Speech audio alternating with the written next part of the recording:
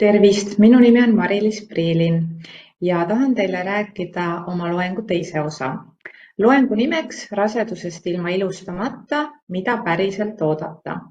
Selles loengus on 3 erinevat osa. Alustame me vaktsiinidest, räägime põgusalt raseduse ajal olevast vaimsest tervisest ja lõpetame erinevate müütidega, mida võiks teada ja mis on tegelikult tõsi. Vaktsiinid, mida me soovitame rasedatel teha raseduse ajal, on järgnevad. Gripivaktsiin. Gripp on olnud juba väga pikalt meie soovitus, sellepärast rasedus iseenesest on periood, mis kestab pikka aega, tervelt 40 nädalat kui tähtajani ja +2 nädalat kui tähtajast üle kanda. Ja öeldakse, et kui naise rasedus jääb mingis perioodis gripi kõrghooaega, siis oleks mõistlik gripi vastu vaktsineerida. Gripivaktsiin on lubatud rasedatel teha igas trimestris. Seda saab küsida siis oma töökoha kaudu või ka läbi perearsti. Teine vaktsiin, mis on saanud aina populaarsemaks, on läkaköhavaktsiin.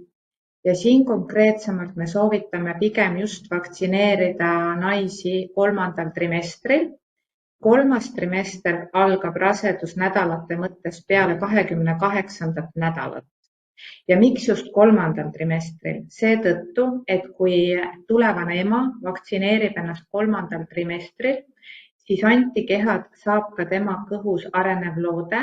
Ja kui laps sünnib, siis esimestel elukuudel on ta läbi emalt saadud antikehade läkaköha vastu kaitstud, enne kui tulevikus saab ta enda esimese läkaköha vaktsiini. Nii saame me oma vastsündinud last kaitsta ka edaspidi raskemate tüsistuste eest ja läkaköha haiguse eest.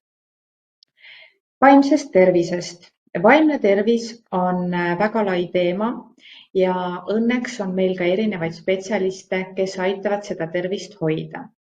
Esimene spetsialist, kelle poole me tihtipeale pöördume raseduse ajal just, on nimega raseduskriisi nõustaja. Nimi ise on natukene võib-olla kriisinimeliselt ehmatav. Tegu on väga hea spetsialistiga, kes toetab meie naisi raseduse ajal kui ka sünnitusjärgse perioodi ajal. Tuleb vaid rääkida oma ämmaemandale, et ma sooviksin kellegagi rääkida ja ma sooviksin tuge või on juba varasemalt esinenud näiteks ärevuse tõusu või depressiivseid perioode, depressiooni diagnoositult, siis raseduskriisi nõustaja oskab oma kogemuse põhjal toetada läbi erinevate koolituste ja olla ka perede suhetes erinevaks nõuandjaks toeks. Teine variant on suunata naine psühholoogile. Ida-Tallinna Keskhaiglas töötab ka eraldi kliiniline psühholoog, kes töötabki naistekliiniku naistega nii raseduse ajal kui ka sünnitusjärgses perioodis. Kõige enam pöördutakse psühholoogile erinevate ärevushäirete diagnoosidega kui ka depressiooniga ja kui naisel on varasemalt episood olnud ka enne rasedust, siis oleks ämmaemandal hea mõte naisele seda juba varakult pakkuda. Kui naine tunneb, et ta hakkab ennast kehvasti tundma ja selline meeleolu langus on püsinud nädalaid, siis kindlasti julgege küsida oma ämmaemandalt soovitusi, kas teie jaoks oleks parem nõustaja just raseduskriisi nõustaja või võiks käia rääkimas meie kliinilise psühholoogi juures. Ja 3. variant on pöörduda ka psühhiaatrile, vahel läheb ka meil sellist spetsialisti vaja. Tegu on siis vaimse tervise spetsialistiga, kes on arst ja temal on õigus väljastada ravi üle hinnata, pikendada. Et teinekord tulevad ka arvele naised, kes juba võtavad erinevaid ravimeid, nagu näiteks antidepressante ja on vajalik psühhiaatri poolt üle hinnata, kas antud ravimiga võib raseduse ajal jätkata või mitte.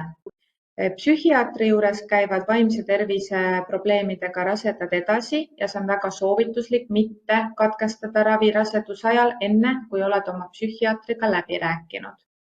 Ja teinekord raseduse ajal tekkivad probleemid, vajavad esmakordselt ülehindamist, siis saad nõu ja hea info enda ämmaemandalt või naistearstilt, kes saab sind suunata psühhiaatri vastuvõtule. Natukene räägin teile ka müütidest, sest nagu ikka, levib neid rasedate hulgas väga palju.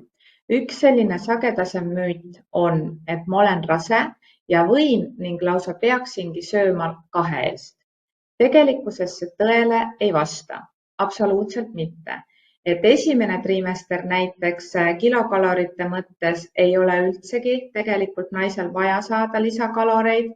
Järgnevatel trimestritel tõesti natuke kaloroost tõuseb, kuid see tähendab ikkagi tervislikku toitumist ja täisväärtuslikku toitainete saamist.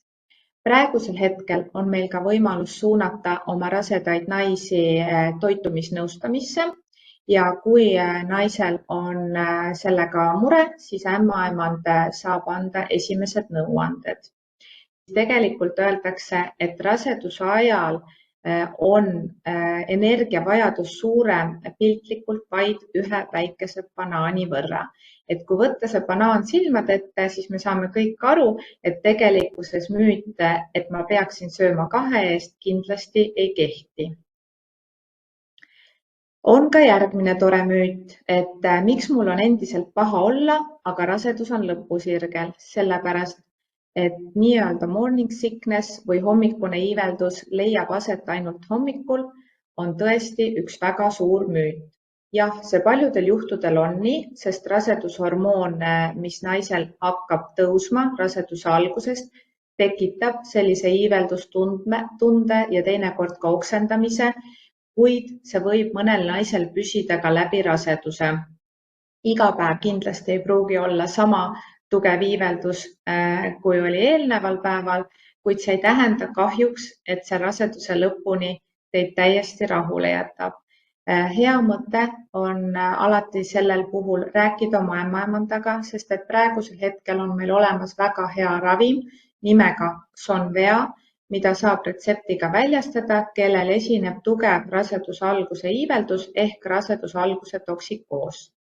Leebemad meetodid on süüa väiksemaid portsjone, jätta söögivahed väiksemad, juba võtta paar esimest ampsu enne voodist välja tulekut, et mitte lasta enda magu väga tühjaks minna.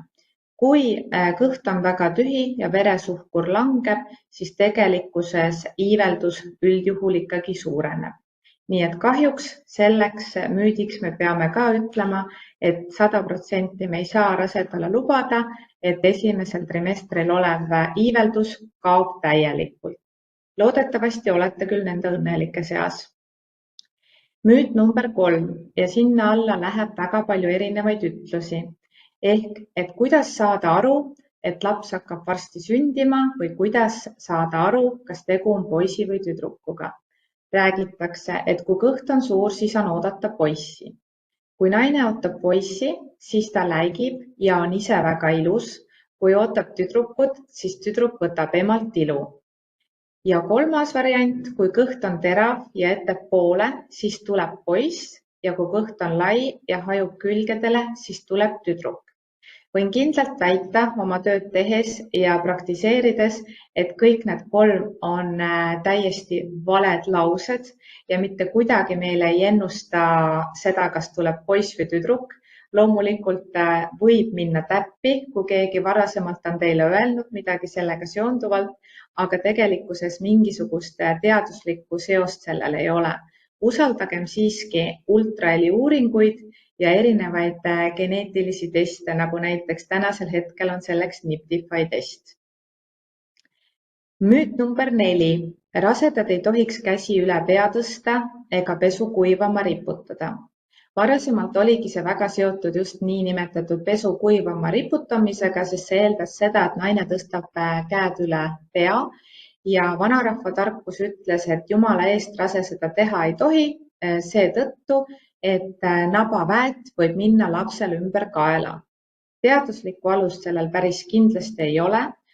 Tänasel hetkel on rasedad väga tublid, teevad palju trenni, teevad kindlasti ka harjutusi, mis hõlmavad endast käte üle pea tõstmist. Seetõttu loeme selle kohe kindlasti müüdiks ja võib rahumeeli seda pesu kuivama riputada, kui ka edaspidi erinevaid trenniharjutusi teha. Kuidagi ei mõjuta see nabaväeti teie beebi küljes teie kõhus. Ja kõige mõistlikum on alati küsida enda ämmaemandalt, kes teie rasedust jälgib. Eraldi on ka ITK-l väga hea ämmaemanda nõuandeliin, mis on kõigile helistajatele tasuta tööpäevadel esmaspäevast reedeni 8–4 numbril 606 7576. Usun, et saate kõigile oma küsimustele vastused.